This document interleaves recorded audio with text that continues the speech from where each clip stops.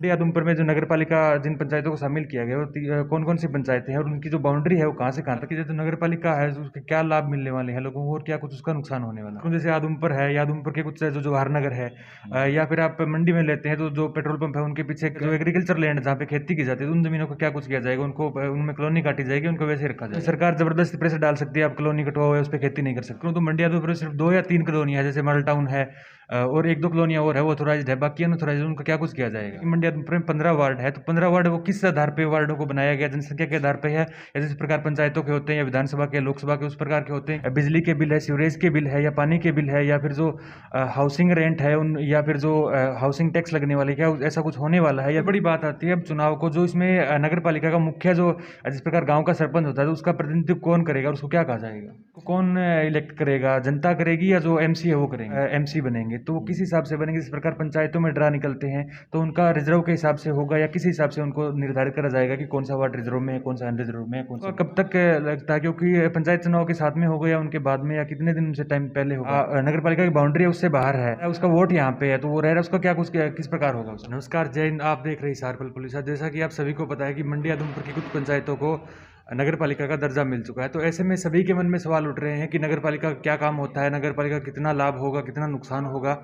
हाँ, वो अलग बात है कि कुछ लोग हैं जिन्होंने नगर पालिका के बनने का विरोध भी किया था, और अब सबसे बड़ी बात यह है कि इसमें क्या कुछ बदलाव होगा, नगर पालिका का क्या कुछ कार्य रहेंगे। बातों की जानकारी के लिए हम आज नगर पालिका के ऑफिस पहुंचे, तो हमारे साथ है नगर पालिका मंडी आदमपुर के जय प्रवीण जी, इनसे बातचीत करेंगे।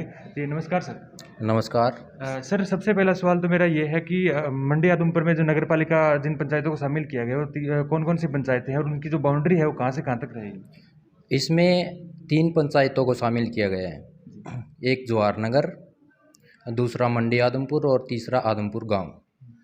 तो इनकी जो बाउंड्री है वो जवाहर नगर के बाहर अपने रेलवे लाइन से पार है, वहाँ ली गई है। और इस साइड में जो अपना ये दड़ोली रोड है, दड़ोली रोड पे एक फैक्ट्री है, नॉर्थन स्कूल तक ली गई है।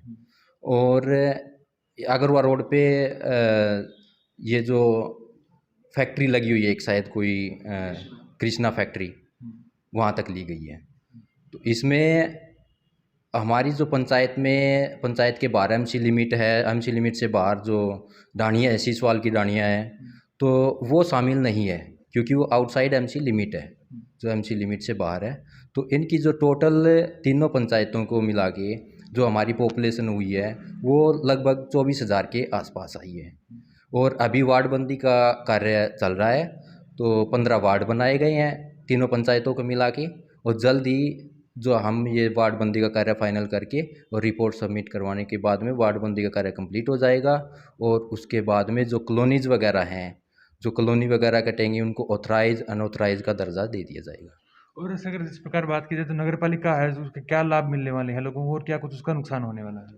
जी, इसमें लोगों को लाभ ज़्यादा मिलेंगे, नुकसान तो ना के बराबर ही है।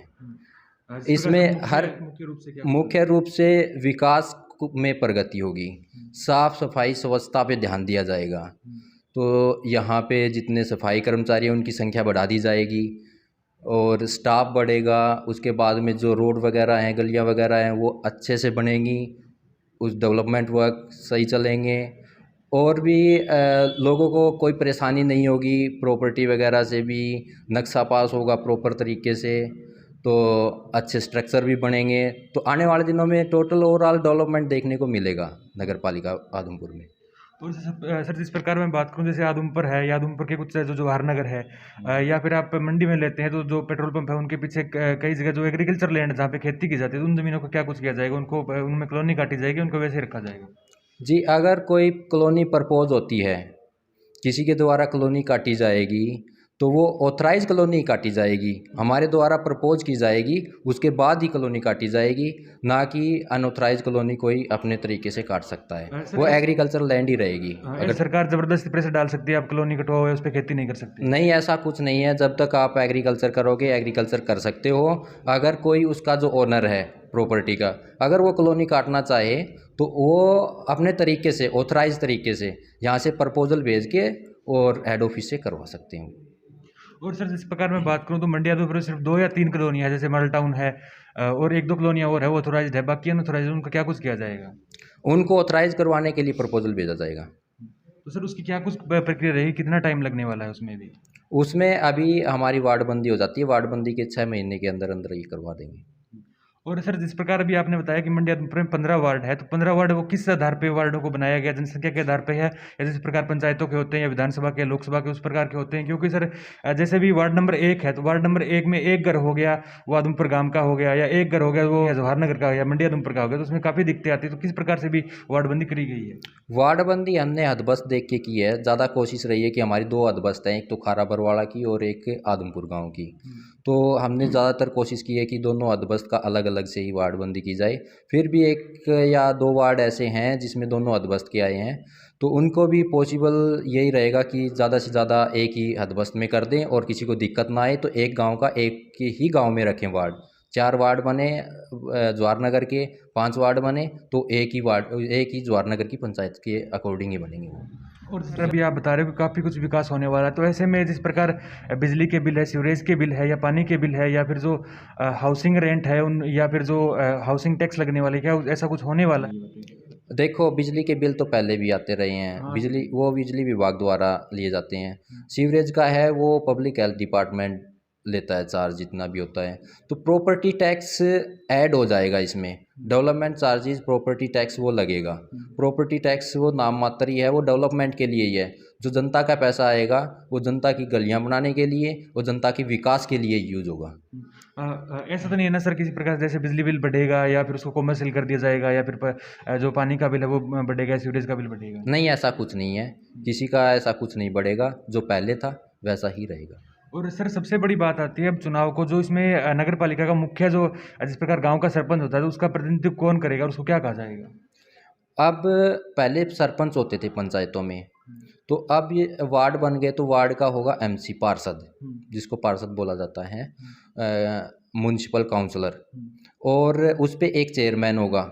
पूरे नगर पालिका का एक चेयरमैन का चुनाव होगा, तो उसको बोला जाएगा चेयरमैन ही। और सर चेयरमैन को कौन इलेक्ट करेगा, जनता करेगी या जो एमसी है वो करेंगे? जनता द्वारा किया जाएगा। पहले ऐसा होता था कि इनडायरेक्ट इलेक्शन होते थे, लेकिन अब डायरेक्ट इलेक्शन जनता द्वारा ही चुनाव होगा। और 15 एमसी बनेंगे तो वो किस हिसाब से बनेंगे? जिस प्रकार पंचायतों में ड्रा निकलते हैं तो उनका रिजर्व के हिसाब से होगा या किस हिसाब से उनको निर्धारित करा जाएगा कि कौन सा वार्ड रिजर्व में है, कौन सा अनरिजर्व में है, कौन सा महिला के रिजर्व? वो जनसंख्या के आधार पे होगा। जिस वार्ड की जनसंख्या ज़्यादा एससी की ज़्यादा आएगी तो वो रिजर्व होगा एससी के लिए, और जो जनरल की ज़्यादा आएगी तो जनरल के लिए। तो रिजर्व सीटें अलग होंगी और जनरल सीटें अलग रहेंगी। वो जनसंख्या के आधार और पे। सर चुनाव का कब तक लगता है, क्योंकि पंचायत चुनाव के साथ में होगा या उनके बाद में, या कितने दिन से टाइम पहले हो पाएंगे? देखो, ये तो सरकार का काम है। जैसे हमें निर्देश मिलेंगे, जैसे आदेश मिलेंगे, उसी पे कार्रवाई करवाई जाएगी। तो लगभग पॉसिबिलिटी है कि दोनों साथ ही हों। और सर फिलहाल की बात की जाए तो नगर पालिका में क्या कुछ काम चल रहा है, किस प्रकार से काम किया जा रहा है, कितना स्टाफ आया है, कितने स्टाफ की भी ज़रूरत है? अभी स्टाफ हमारे पास 8 सफाई कर्मचारी हैं, 3 क्लर्क जो रेगुलर हैं, और अभी स्टाफ की हमने डिमांड की है 40 स्वीपर की, ताकि सफाई अच्छे से हो सके। क्योंकि शहर बड़ा हो गया, अब 3 पंचायतें मिली हैं, तो अच्छे से सफाई के लिए 40 की डिमांड की है। जल्दी स्टाफ पूरा हो जाएगा तो सफाई प्रॉपर तरीके से शुरू कर दी जाएगी। और जो हमारी व्यवस्था है, जो स्टाफ ऑफिस के लिए है, ऑफिस में 3 क्लर्क, बाकी अकाउंटेंट, सेक्रेटरी साहब और अपने एसडीओ साहब हैं, वो एडिशनल हैं। और सर जिस प्रकार आपने स्टार्टिंग में बताया कि यहाँ तक इसकी बाउंड्री होगी, जैसे अगर मैं बात करूँ जवाहर नगर की है या फिर कोली साइड में है, अग्रो साइड में है, तो उसके बाहर जैसे नगर पालिका की बाउंड्री है उससे बाहर है और वोट यहाँ पे है, तो वो रह रहा है, उसका क्या कुछ किस प्रकार होगा उसका? देखो, अगर वोट बाहर है तो वो यहाँ काउंट नहीं किया जाएगा। वो जिस पंचायत में आएगा, जहाँ लिमिट से बाहर जिस पंचायत में आएगा उस पंचायत में जाएगा। अगर वो यहाँ वोट नगर पालिका में वोट रखना चाहता है तो रख सकता है या नहीं रख सकता है? जी, वो नहीं रख सकते, क्योंकि अगर पार्षद चुनाव के लिए जाएं तो वो अपनी लिमिट से बाहर हो गए, तो वो नहीं कर सकते। ठीक है, धन्यवाद सर। तो जिस प्रकार आपने देखा कि हमने नगर पालिका के जय साहब हैं, इनसे बातचीत की, तो वो भी सबके मन में सवाल थे, चाहे इलेक्शन को लेकर है या फिर नगर पालिका में क्या कुछ काम होते हैं या फिर बिजली बिल है या हाउस रेंट है, उनमें क्या कुछ बढ़ोतरी होगी या नहीं होगी, वो सर ने बताया है। तो वीडियो से भी शेयर कीजिए और कमेंट करके अपनी राय दीजिए कि जो अभी मंडी आदमपुर को नगर पालिका बनाया गया है, इसमें जो काम होने वाले हैं इसमें आपको पूर्ण रूप से संतुष्टि होगी या क्या लगता है? जिस प्रकार अजय साहब बता रहे हैं कि इसमें इतना विकास होगा, हो पाएगा नहीं हो पाएगा, क्या कुछ होता है, अपनी राय जरूर दें और वीडियो शेयर करें। जय हिंद, धन्यवाद।